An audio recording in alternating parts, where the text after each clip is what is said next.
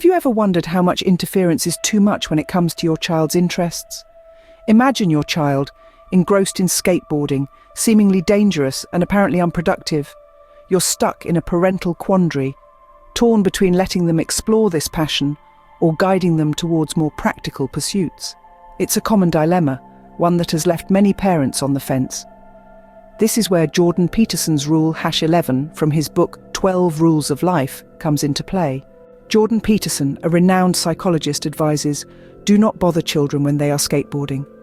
What does Peterson mean by this? Simply put, he believes that children should be allowed to engage in activities that capture their interest and fuel their passion, even if those activities carry inherent risks or seem unproductive to adults. Peterson's reasoning is grounded in the belief that such activities are not just pastimes for children, they are platforms for learning and growth. Take skateboarding, for example. It may seem like a frivolous or even dangerous activity to some, but in Peterson's eyes, it has the potential to equip children with essential life skills. Imagine a kid learning to skateboard. The first few attempts are often met with falls and failures, but with each tumble, the child learns. They develop resilience as they get back up and try again. They hone their problem-solving skills, figuring out how to balance better and avoid mistakes. They cultivate a strong work ethic, dedicating hours to perfecting their technique. All these skills are transferable and will serve them well in various aspects of life. But what happens when we interfere too much? Peterson argues that constant interruption or criticism can stifle a child's creativity and independence. The child on the skateboard might become too conscious of making mistakes, too afraid of getting hurt, and too dependent on adult guidance. This could limit their ability to think creatively, solve problems independently, and develop resilience.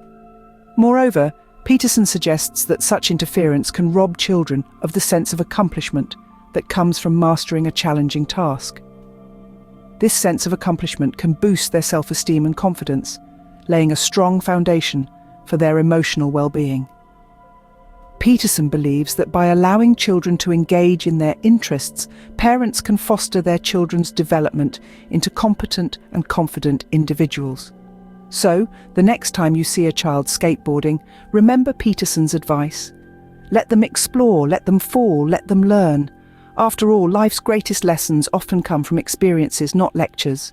What happens when parents overstep and start interfering too much in their children's interests? Well, picture this.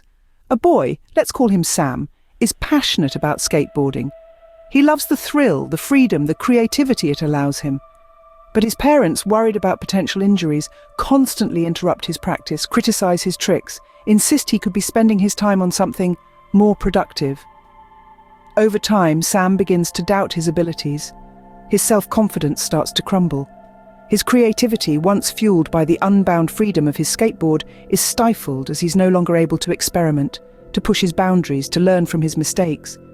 He becomes less adept at problem-solving, a skill that once came naturally to him as he navigated the challenges of a new trick.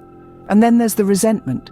Sam starts to resent his parents' overbearing presence, their constant interference.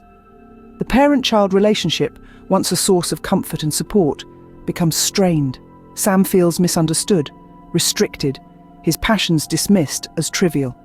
This is the real-life consequence of excessive parental interference. It's a scenario that plays out in countless homes, with countless children across the globe. It's a scenario that Jordan Peterson warns against in his Rule number 11.